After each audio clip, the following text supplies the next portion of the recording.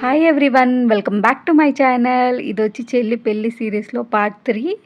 Cards అన్నీ print అయ్యి ఇంటికొచ్చాయి. సో, వచ్చిన వెంటనే నెక్స్ట్ డే నేను వెళ్ళాను సినిమాటిక్ వీడియో చేద్దామని. ఇప్పుడు ఇన్‌స్టాగ్రామ్‌లో ఎక్కువగా ట్రెండ్ అవుతున్నాయి కదా! కార్డ్స్‌తో వీడియో చేయడం. సో, చేద్దామని వెళ్ళాను. వాళ్ళు ప్రింటింగ్ అయ్యి వచ్చి రాగానే పెట్టేశారు.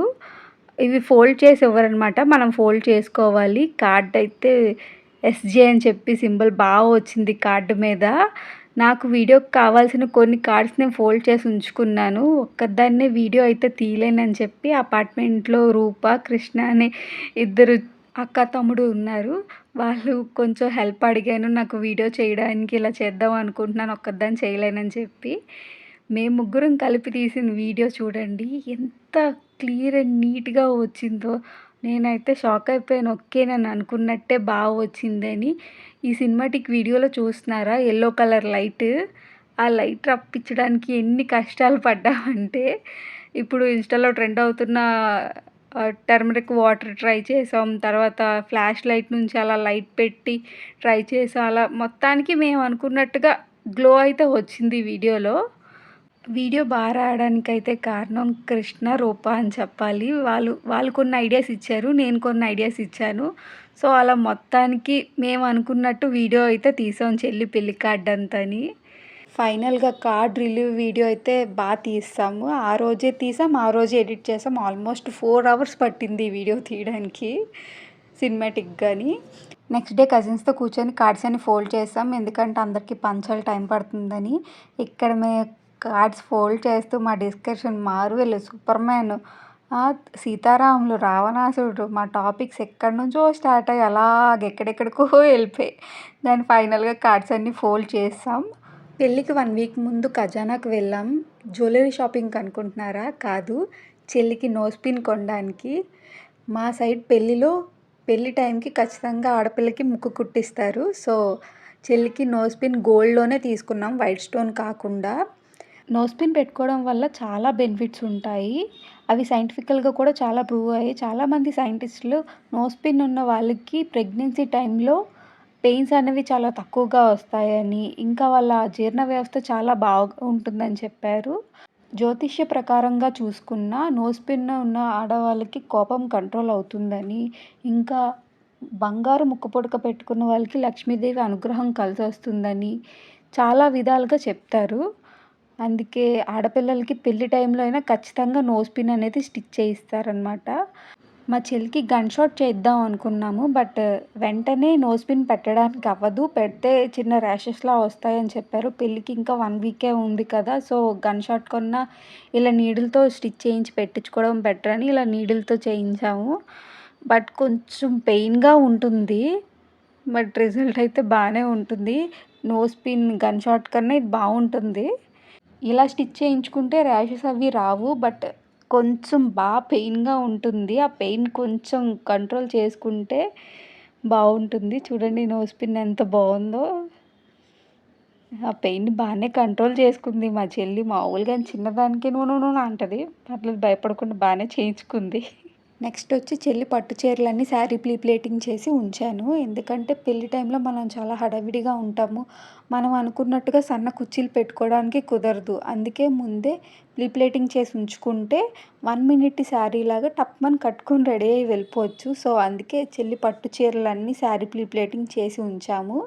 నేను శారీ ప్లేటింగ్ నా పెళ్ళయ్యాక నేర్చుకున్నాను. ఎందుకంటే ఏదైనా ఫంక్షన్‌కి వెళ్ళాలని రెడీ అయినప్పుడు ఎంత ట్రై చేసినా నాకు కుర్చీలు పెట్టుకోవడం వచ్చేది కాదు.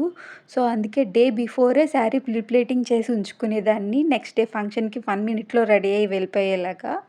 సో, ఈరోజు ఆ నేర్చుకున్న శారీ ప్లేటింగ్ మా చెల్లికి యూజ్ అవుతుంది.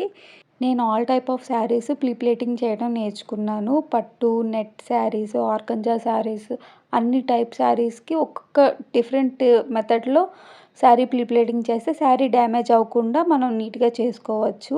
ఇది నేను ఏ ఆన్‌లైన్ క్లాస్‌లో నేర్చుకోలేదు. మనకి యూట్యూబ్‌లో అన్ని వీడియోస్ అవైలబుల్‌గా ఉంటున్నాయి. నేను యూట్యూబ్ నుంచే చూసి నేర్చుకున్నాను. నేను ఇంట్లో ఉన్న థింగ్సే యూజ్ చేసి శారీ ప్లేటింగ్ చేయడం నేర్చుకున్నాను. పిన్నీస్లు, క్లిప్పులు, ఐరన్ బాక్స్ ఉంటే చాలు హ్యాపీగా ఇంట్లోనే ప్లేటింగ్ చేసుకోవచ్చు. అదే మనం ప్రొఫెషనల్‌గా చేయాలనుకుంటే వాటర్ స్ప్రింకిల్స్ ఐరన్ బాక్స్ ఉంటది. అది తీసుకొని వాటర్ స్ప్రే చేస్తే కొంచెం స్టిఫ్‌గా వస్తది. నా దగ్గర అది లేదు కాబట్టి పాతకాలపు పద్ధతిని యూజ్ చేశాను. అదే మన ధోబీస్ ఐరన్ చేసినప్పుడు వాటర్‌ని చూడండి గుడ్డతో రాసి ఐరన్ చేస్తారు. వాళ్ళు చేసే ఐరన్ చాలా స్టిఫ్‌గా వస్తది కదా! సో, ఆ ట్రిక్ యూజ్ చేసి నేనిక్కడ ఐరన్ చేశాను. ఇప్పటి వరకు నేను చాలా శారీస్ ప్లేటింగ్ చేయడం నేర్చుకున్నాను. సో, దానివల్ల నాకు ఏ మెథడ్‌లో చేస్తే సింపుల్‌గా అయిపోతుంది, ఎలా యూజ్ చేయాలి అని బాగా ఒక ఐడియా వచ్చింది. దానివల్ల చెల్లి పెళ్లి చూపుల దగ్గర నుంచి ఇప్పటి వరకు నా వీడియోస్‌లో చెల్లి కట్టుకున్న శారీస్ అన్నీ నేను శారీ ప్లేటింగ్ చేసినవే నావి గానీ, చెల్లివి గానీ. అండ్ నేనెప్పుడు బయటికెళ్ళాలన్నా నా శారీస్ నేనే ప్లేటింగ్ చేసుకుంటాను. అందుకే చెల్లి చీరలన్నీ కూడా శారీ ప్లేటింగ్ చేయించేసుకుంది. ఎందుకంటే పెళ్ళయ్యాక తనొక్కదే అక్కడ కట్టుకోవాల్సొస్తది. తనకి కుర్చీలో పెట్టుకోవడం రాకపోయినా టైం ఎక్కువ పట్టేస్తుంది కదా! సో, శారీ ప్లేటింగ్ చేసుంటే 1 మినిట్ శారీలాగా వేసుకోవడానికి బావుంటది కదా! అని అన్ని చీరలు కూడా శారీ ప్లేటింగ్ చేయించేసుకుంది. పెళ్ళిలో కట్టుకునే చీరలు పెళ్లి తర్వాత కట్టుకోవడానికి, పూజలు, వ్రతాలు టైంలో కట్టుకోవడానికి కూడా ఇప్పుడే శారీ ప్లేటింగ్ చేసి ఉంచేసుకున్నాము. టైం ఉంది కాబట్టి. కాబోయే పెళ్ళికూతుర్లు ఎవ్వరికైనా నేనిచ్చే సజెషన్ ఏంటంటే, శారీస్ అన్నీ ప్లేటింగ్ చేసే ఉంచుకోండి. ఇలా బీరువాలో పెట్టుకున్న శారీస్ అనేవి పాడవ్వవు. హ్యాపీగా ఉంటాయి. ఎందుకంటే ఐరన్ చేసి నీట్‌గా ఫోల్డ్ పెట్టేసుకుంటున్నాం కదా! నీట్‌గా ఉంటే మనం రెడీ అవ్వాలన్నప్పుడు టప్‌మని రెడీ అయిపోవచ్చు. అలాగా అన్ని చీరలు చేసి ఉంచుకొని బీరువాలో పెట్టుకోవచ్చు. కానీ తీస్తున్నప్పుడు జాగ్రత్తగా చూసుకోవాలి.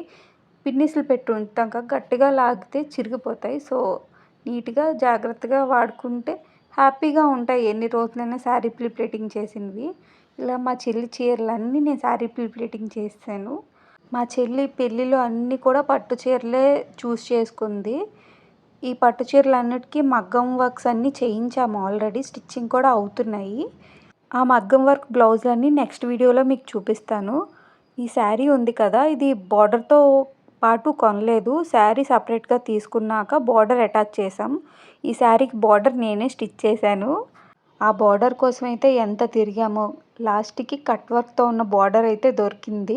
ఎందుకంటే ఇప్పుడు ఎక్కువగా ట్రెండ్ అవుతుంది బార్డర్ శారీసే కదా! సో, ఒక్క శారీకైనా బార్డర్ ఉండాలని అలా పట్టు శారీకి బార్డర్ ఏసాం.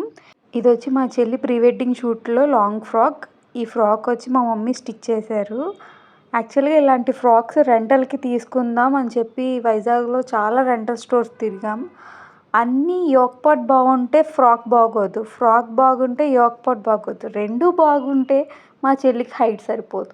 అన్ని రెంటల్ స్టోర్స్‌లో ఇలాగే జరిగింది. సో, మా మమ్మీ అంది ఇన్ని రెంటల్ స్టోర్స్ తిరగడం కన్నా నాకు స్టిచ్ చేయడమే చాలా ఈజీ అని చెప్పి నెట్ ఫ్యాబ్రిక్ తీసింది. బ్లూ కలర్ తీసుకున్నాం. ఎందుకంటే ఫొటోస్‌కి చాలా బ్రైట్‌గా వస్తుంది. గ్రీనరీకి అయితే సూట్ అవుతది బ్లూ అని చెప్పి బ్లూ చూజ్ చేసుకున్నాం. యోక్ పార్ట్ హైలైట్ అవ్వడం కోసం మా మమ్మీ వైట్ హాఫ్ కుందన్స్ ఉంటాయి కదా! అవి స్టిచ్ చేశారు. యోక్ పార్ట్ కొంచెం హైలైట్‌గా కనిపిస్తుంది. లేదా మొత్తం అంతా బ్లూ అయిపోతుంది కదా! సో, అక్కడ ఏ డిజైన్‌లా ఉన్నా కనిపించదని ఇలా చిన్నగా స్టిచ్ చేశారు.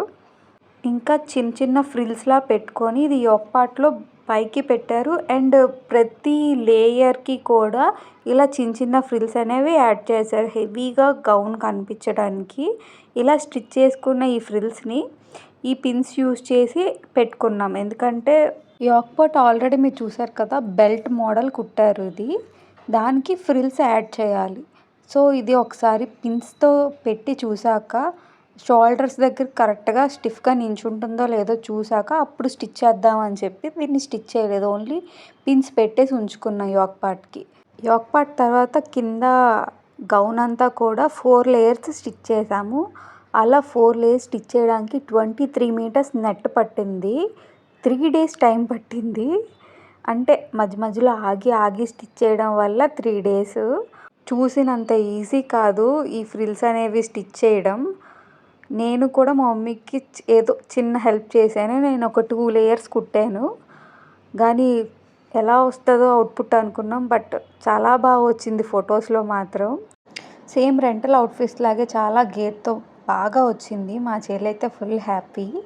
మా చెల్లితో పాటు ఫోటోషూట్‌కి నేను వెళ్ళినప్పుడు నాకు ఒక అవుట్‌ఫిట్ ఉండాలి కదా! దానికోసం నేను ఒక డ్రెస్ స్టిచ్ చేసుకున్నాను శారీని కన్వర్ట్ చేసి. అదే ఇది. స్టిచ్చింగ్ వస్తే ఇదొక ప్లస్ ఉంటది. మనకు నచ్చినట్టు స్టిచ్ చేసుకోవచ్చు. ఇంకా నెక్స్ట్ వీడియోస్‌లో నేను చెల్లి మగ్గం work blouses and jewellery video blog పెడతాను. ఇంకా చెల్లి pre wedding shoot video blog కూడా పెడతాను. Thanks for watching everyone.